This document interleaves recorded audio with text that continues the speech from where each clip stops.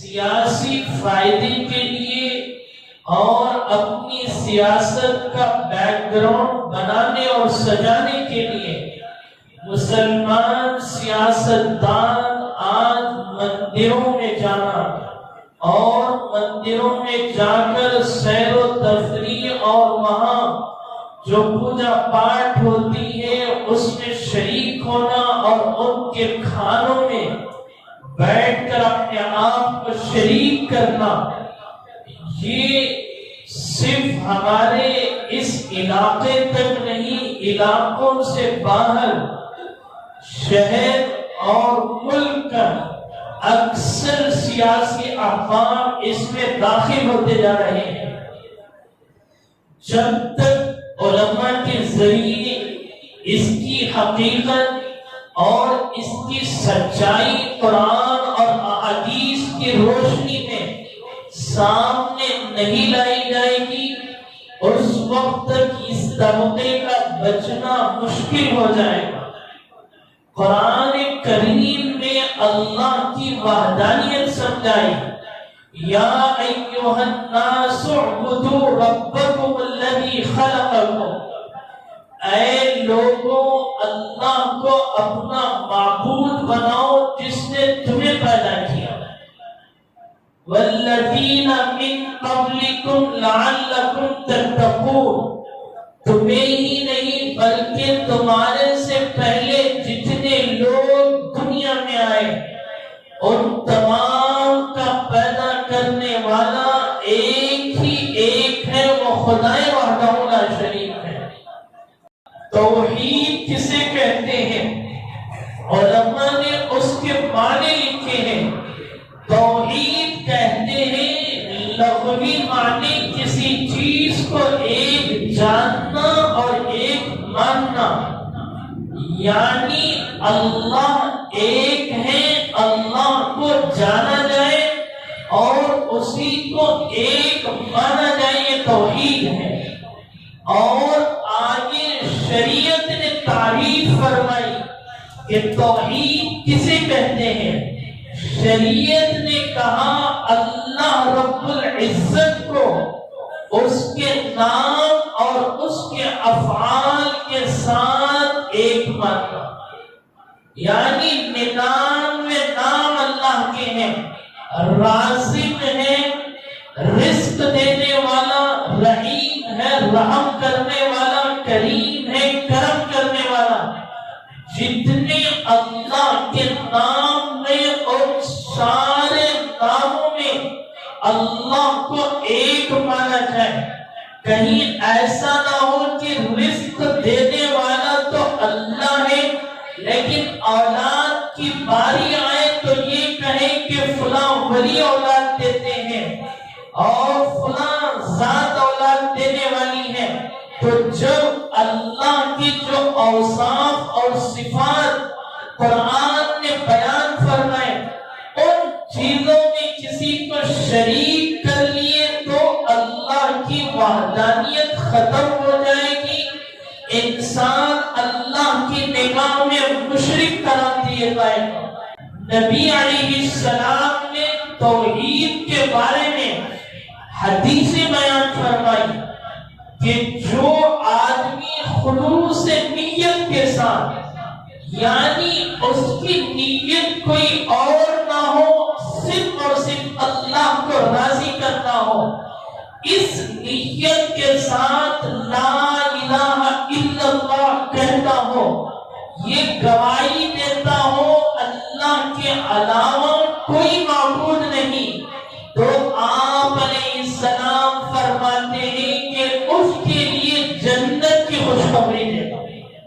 جنت ایسے لوگوں کے لیے ضروری اور واجب کر دی گئی۔ اور ایک دوسری حدیث، یہ تو مسلم شریف کی حدیث تھی، امام بخاری نے ایک حدیث بیان فرمائی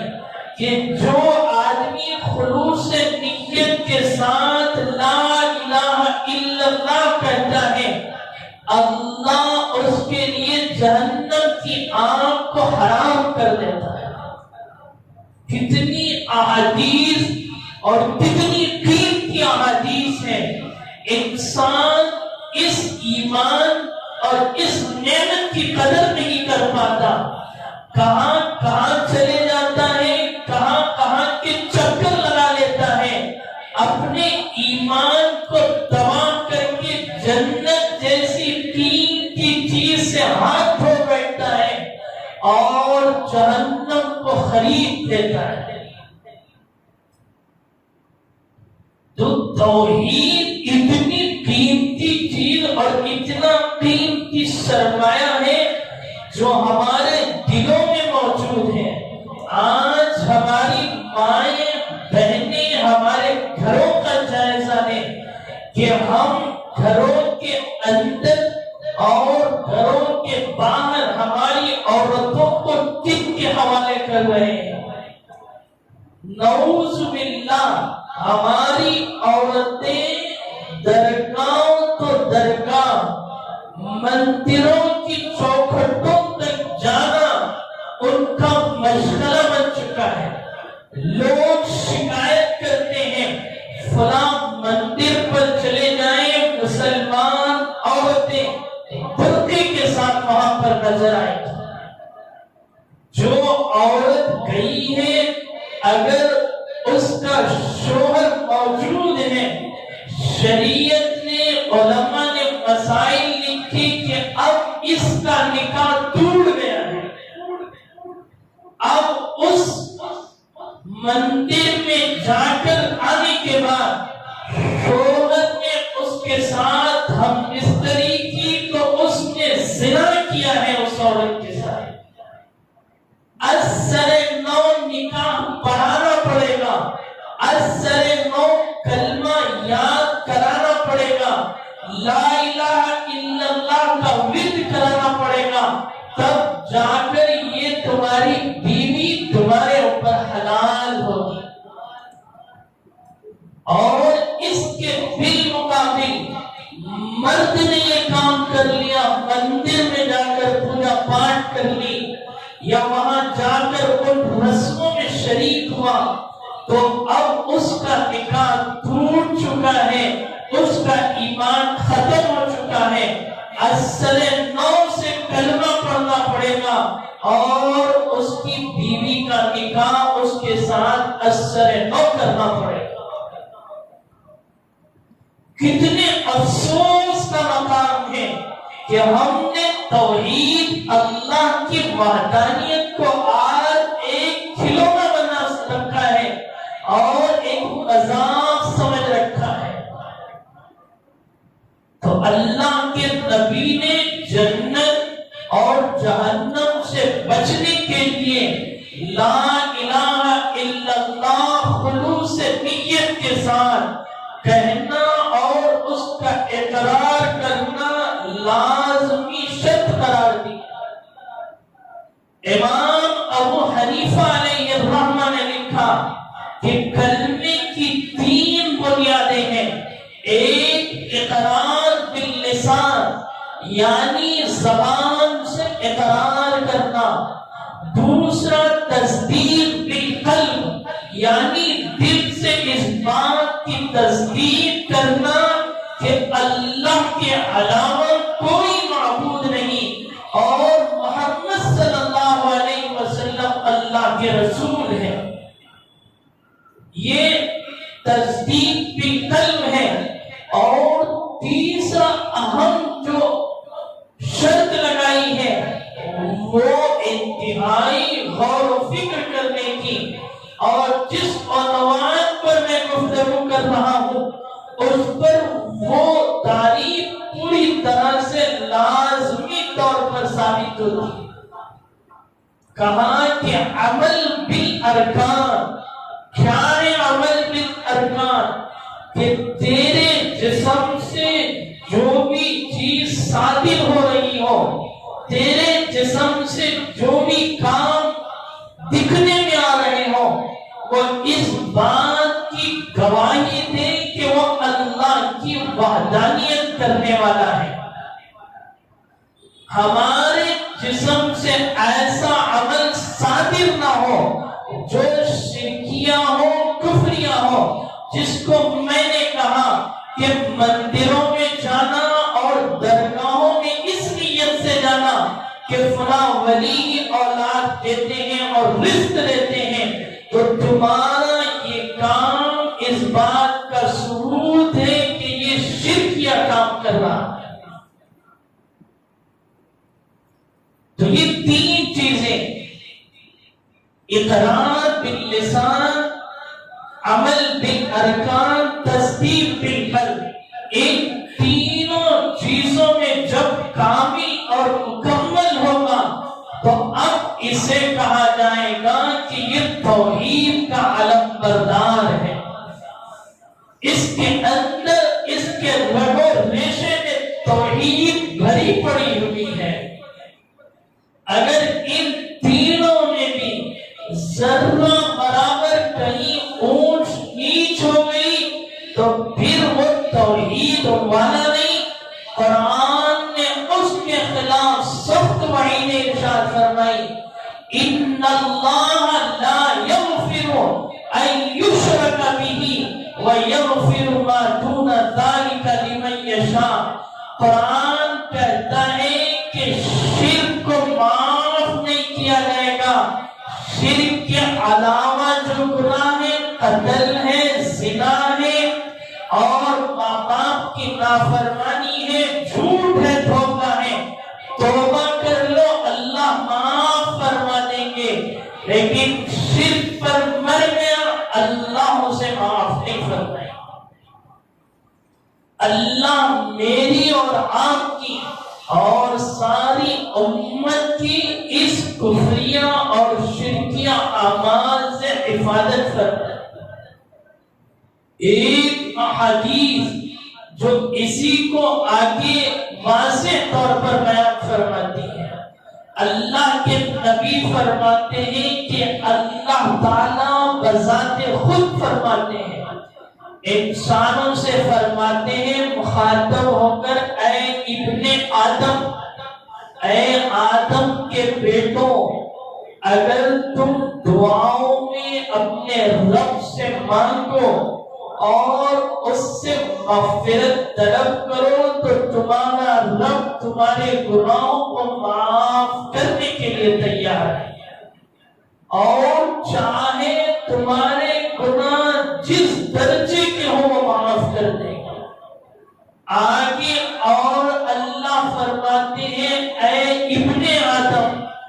اگر تمہارے گناہ آسمانوں کو چھو جائے، یعنی اتنے گناہ کرتے کرتے کہ آسمان کی بلندی تک تمہارے گناہ پہنچ جائے، اور تم اپنے رب سے توبہ کر لو، معافی مانگ لو، اے اللہ میں اپنے گناہوں سے معافی مانگتا ہوں، تو تمہارا رب اتنے گناہوں کو معاف کرنے کے لیے تیار ہے۔ اور فرماتے ہیں اللہ رب العزت، مجھے ان گناہوں کے معاف کرنے میں کسی کی پرواہ نہیں ہے۔ آگے تیسری چیز فرماتے ہیں، اے ابن آدم، اگر تمہارے گناہ زمین کی کشادگی اور وسعت کے برابر ہو، یعنی زمین ساری تمہارے گناہوں سے بھر دی گئی ہو، اس کے باوجود تم اپنے رب سے معافی مانگ لو تو تمہارا رب تمہیں معاف کرنے کے لیے تیار ہے۔ تو تین چیزیں اللہ رب العزت انسانوں سے مخاطب کر کے فرما رہے، پہلا کہ کسی درجے کے گناہ ہو، دوسرا آسمان کی بلندی تک تمہارے گناہ پہنچ جائے، تیسرا تمہارے گناہوں سے زمین بھر جائے تو میں تمہیں معاف کرنے کے لیے تیار ہوں، لیکن ایک شرط ہے کہ تم میرے ساتھ کسی کو شریک نہ کرتے۔ کتنی بلند پایا حدیث ہے اور انسانوں کو سمجھانے کے لیے کتنی بہترین خدائے وحدہ لا شریک کی طرف سے ایک بہترین نمونہ ہے کہ آسمان گناہوں سے بھر جائے، زمین بھر جائے، اللہ کا رحم و کرم اتنا بڑا ہے کہ زمین سے بھرے ہوئے گناہوں کو معاف کر سکتا ہے، آسمان کی بلندیوں تک پہنچنے والوں گناہوں کو معاف کر سکتا ہے، لیکن شرک کرنے والوں کو اللہ معاف نہیں کرتا۔ کتنی ناراضگی اور کتنا غصہ اللہ کا ان لوگوں پر اتر رہا ہوتا ہے جو اللہ کے ساتھ کسی اور کو شریک بناتے ہیں۔ اور سنیے، جناب محمد رسول اللہ صلی اللہ علیہ وسلم کے لوگ شوقین ہوتے ہیں، دعائیں مانگتے ہیں، اے اللہ ان کی شفاعت ہمیں نصیب فرما، حوض کوثر سے ہمیں جام نصیب فرما۔ اگر آپ اپنے نبی کی شفاعت چاہتے ہو، ان کی سفارش چاہتے ہو کل قیامت کے دن، وہ فرماتے ہیں کہ کل قیامت کے دن میری شفاعت کا، میری سفارش کا سب سے زیادہ جو حقدار ہوگا، سب سے زیادہ جو مستحق ہوگا، وہ شخص ہے جو اللہ کے ساتھ کسی کو شریک نہ کرتا۔ نبی کی شفاعت، اللہ کی رضامندی، جنت کا حصول اور جہنم کی خلاصی، یہ ساری چیزیں مل رہی ہے اللہ کی وحدانیت۔ پھر کیوں امت اللہ کی وحدانیت سے دور ہوتی جا رہی ہے اور لوگ غلط چیزوں کو، غلط عقیدوں کو اپنے دلوں میں بسائے ہوئے ہیں اور اس گندگی میں اس دنیا سے جا رہے ہیں؟ نام مسلمان ہے، عبداللہ ہے، عبد الرحمن ہے، نماز جنازہ پڑھی جاتی ہے، لیکن اس کا دل اللہ کی وحدانیت سے خالی ہو کر اس دنیا سے جا رہا ہے، تو پھر یہ دنیا کی زندگی میں تو مسلمان نظر آؤ گے، اللہ کے پاس تو مسلمان قرار نہیں دے پاؤ گے۔ ایک اور حدیث میں اللہ کے رسول علیہ السلام نے فرمایا، رائی کے دانے کے برابر بھی اگر اللہ کی وحدانیت کو دنیا میں بچا کر لے آؤ گے تو ہمیشہ ہمیش کی جو جہنم ہے اس سے تمہیں خلاصی ملے گی، یعنی ہمیشہ ہمیش تمہیں اس میں رکھا نہیں جائے گا۔ تمہارے جو گناہ ہیں، یعنی زنا ہے، سود ہے، دھوکہ ہے، علماء کی توہین ہے، جتنے گناہ ہیں اور گناہوں کی سزا تمہیں جہنم میں دی جائے گی، دینے کے بعد جو رائی کے دانے کے برابر جو وحدانیت ہے، وہ وحدانیت تمہیں ان انگاروں سے نکال کر جنت کی طرف لے جائے گی۔ تو رائی کے دانے کے برابر اللہ کی وحدانیت کا یہ مقام ہے۔ اگر ہم صحیح طریقے سے علماء اور صلحاء کی خدمت میں بیٹھ کر اپنے رب کو ماننا اور اپنے رب کی وحدانیت کو دلوں میں بسا لیں تو پھر جنت آپ کی منتظر ہے اور حوریں آپ کے استقبال میں کھڑی ہوئی ہے۔ کیسے کیسے لوگ اللہ کی وحدانیت کو سمجھ کر اسلام میں داخل ہو رہے ہیں، لیکن افسوس ہے کہ جو مومن ہے وہ اسلام سے ہاتھ دھو رہا ہے۔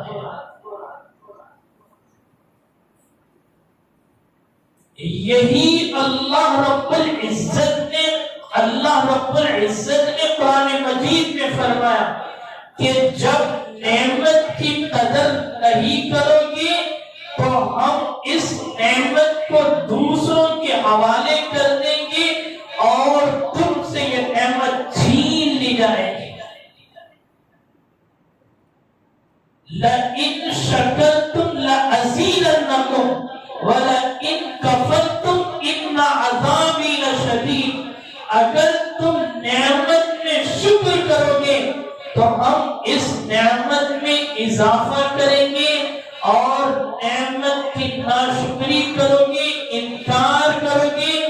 ان عذابی لشدید، کان کھول کر سن لو کہ ہمارا عذاب بڑا سخت ہے، کوئی نہیں بچ سکتا۔ آج امت نے اپنے رب کو نہیں پہچانا تو آج جتنے مسلمان مسجدوں میں آ کر سجدہ کرنے کے بجائے وہ مندروں اور درگاہوں میں جا کر سجدہ کر رہے ہیں، نعمت کی ناقدری کی وجہ سے اللہ انہیں عذاب میں مبتلا کر رہے ہیں، حالانکہ انہیں یہ بات سمجھ میں نہیں آ رہی۔ اللہ نے فرمایا کہ ہمارا عذاب سخت ہے، کوئی بچا نہیں سکتا۔ نماز پڑھنا تمہارے لیے مشکل امر ہے، اللہ کے گھر کو آنا تمہارے لیے مشکل کام ہے، مہینے میں ایک مرتبہ، سال میں ایک مرتبہ 11ویں اور 12ویں اور فلاں مزارات پر جا کر سر ٹیک دینا، یہ تمہارے لیے آسان کام ہے، کر لو، تم ہمارے در کے مستحق نہیں ہو، ہمارے گھر کے مستحق نہیں ہو، ہم تمہیں اپنے گھر سے اور اپنی بارگاہ سے تمہیں محروم کر رہے ہیں، تمہیں اس بات کا علم نہیں ہوگا۔ ابھی میں ایک اخبار اور ایک مضمون کا حصہ پڑھ رہا تھا، جرمن کا ایک مشہور گائیکار ہے، اس کا نام ذہن سے نکل رہا ہے،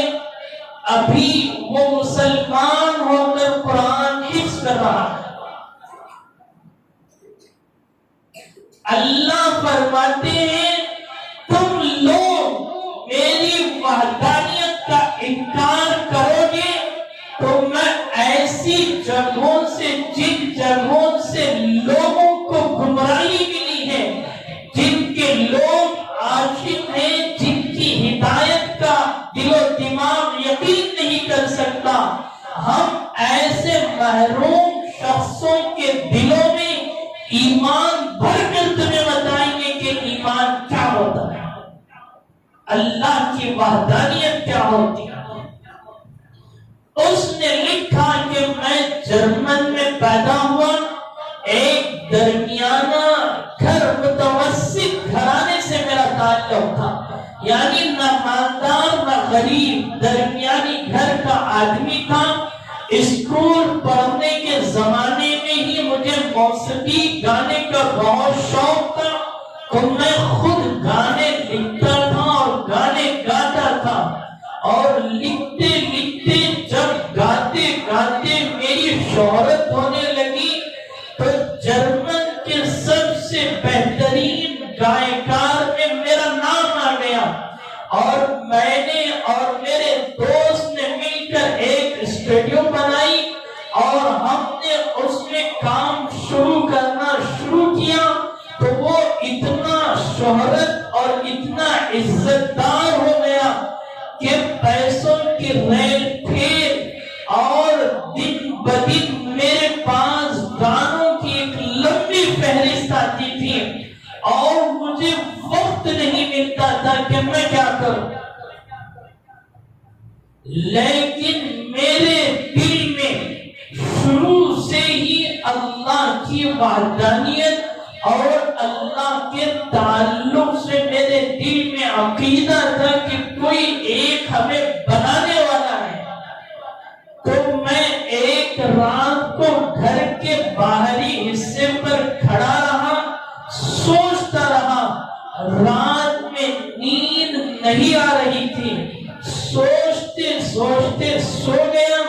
تو کیا دیکھتا ہوں خواب میں ایک بہت بڑا شہر ہے، اس شہر کے کنارے پر میں کھڑا ہوں اور وہاں سواریوں کے لیے اونٹ اور گھوڑے انتظام کیے جا رہے ہیں، لوگ سوار ہو رہے ہیں، کوئی گاڑی نہیں، کوئی کار نہیں، سواری کے لیے گھوڑے اور اونٹ ہیں۔ اتنے میں ایک شخص خوبصورت وہاں سے نمودار ہوا، جس کے بال انتہائی کالے اور جس کے ہاتھ میں ایک لاٹھی تھی۔ میں کیا دیکھتا ہوں، وہ میرے قریب آتا ہے اور قریب آ کر اپنی لاٹھی سے سبحان اللہ لکھتا ہے۔ میں اس جملے سے نہ کبھی واقف تھا نہ کبھی سنا تھا، عربی میری نہ زبان تھی، میں تو جرمن کا تھا، تو میں اس پر غور کرتا رہا 2-3 دن، نہ میں نے کسی سے فون میں گفتگو کی نہ بات کی، کوئی کہتا تو میں سب کو یہی خواب سناتا۔ تو ان میں سے بعض لوگوں نے کہا کہ اس خواب کے ذریعے تمہیں اسلام کی طرف رہنمائی کی گئی۔ تو پھر میں جرمن میں ایک بہت بڑی جگہ پر جا کر کلمہ لا الہ الا اللہ پڑھا، اور اس کے بعد سے میرا شوق یہ ہے کہ اب میں قرآن مجید حفظ کرنے کی نیت کیا ہوں، اور میں نے قرآن مجید حفظ کرنا شروع کر دیا۔ اس واقعے سے کیا سبق ملتا ہے ہمیں، کیا زندگی میں رہبری حاصل ہوتی ہے کہ بڑے بڑے گائیکار اور بڑے بڑے لوگ جو اسلام کی طرف آنا انسانوں کے دل و دماغ میں اس کا تصور نہیں ہو سکتا، ایسے لوگ اسلام کی طرف آ رہے ہیں۔ اللہ اپنی خصوصی توجہ کے ذریعے ان کی رہبری فرما رہے ہیں۔ ہمارے شہر میں آئے دن واٹس ایپ میں، یوٹیوب میں فلاں سیاسی احباب جن کے لوگ عاشق ہیں، گرویدہ ہیں، ان کو اپنا رہبر سمجھتے ہیں، وہ لوگ مندروں میں جا کر وہاں شریک ہو کر ان جگہوں پر کھڑے ہو کر یہ پیغام دینا چاہتے ہیں کہ ہم ہندو مسلمان متحد ہو کر چلنا چاہتے ہیں۔ ہندو مسلمان میں متحد ہونے کے لیے تمہیں دوسرے راستے ہیں، ان کی مصیبتوں میں انہیں ساتھ دو، ان کی پریشانیوں میں انہیں ہاتھ پکڑو، یہ نہیں کہ مندروں میں چلے جاؤ، پوجا پاٹ میں شریک ہو جاؤ۔ تو اس لیے ایسا سیاسی رہبر ہمارا رہبر نہیں ہو سکتا جو مندروں میں جا کر اپنے ایمان کو فروخت کر دے، وہ غیروں کا رہبر ہو سکتا ہے، مسلمانوں کا رہبر نہیں ہو سکتا۔ ابھی اسی علاقے میں گوری پاڑی میں ایک مسلم قائد ہے، اس نے یہ کارنامہ انجام دیا، اس کے بچے نے پھر یہ کام کیا، تو ایک خطیب صاحب نے جمعہ میں یہ بات کہہ دی کہ گنیش کے تہوار میں جانا ناجائز حرام ہے، اس سے نکاح ٹوٹ جاتا ہے،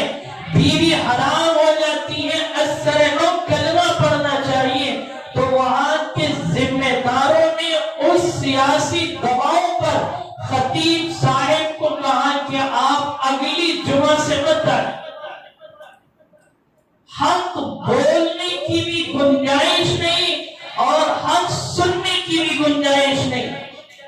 جب ممبر و محراب جو جناب محمد رسول اللہ صلی اللہ علیہ وسلم کی جگہ ہے، اس جگہ سے حق نہ بولا جائے تو پھر کون سی جگہ ہے حق بولنے کی؟ ایسے ذمہ دار مسجدوں میں کیوں مسلط کیے جاتے ہیں جو فلاں سیاسی احباب کے ڈر اور خوف سے علماء کو حق بولنے کی اجازت اجازت نہیں دیتے. انتہائی حالات خراب ہوتے جا رہے ہیں.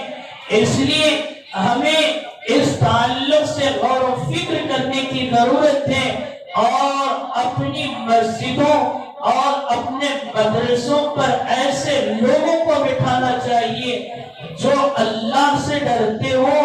اور اللہ کے رسول علیہ السلام کا خوف رکھتے ہو، نمازوں کا اہتمام کرتے ہو اور اپنی زندگی کو پاکیزہ اخلاق سے روشنان رکھتے ہو. ایسے لوگ جب مسلط ہوں گے تو پھر ان کا اثر صرف مسجد تک محدود نہیں ہوگا بلکہ سارے علاقے پر اس کا اثر پڑے گا. اللہ مجھے اور آپ کو